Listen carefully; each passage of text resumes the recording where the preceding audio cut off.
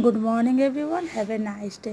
সকাল থেকে আকাশটা কালো হয়ে আছে, সারা রাত বৃষ্টি হয়েও এখনও আঁশ মোটেনি।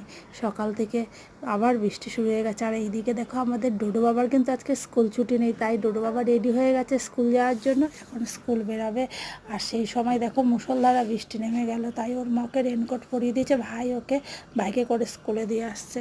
চলো রান্নাঘরের দিকে যাই। বৃষ্টির জন্য রান্নাঘরের জানালাটা পর্যন্ত খুলিনি, বারান্দায় বসে বসে বৃষ্টিটা এনজয় করছিলাম গ্রিল দিয়ে। আর জানালাটা খুলে দিলাম, এই দেখো বাইরে বৃষ্টি পড়ছে কেমন।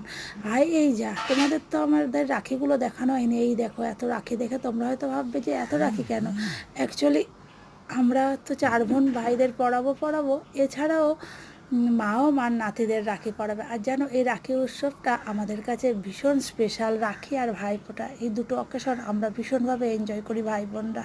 চলো তোমরা ভিডিওটা দেখো, নেক্সট পার্টের ভিডিওগুলো দেখা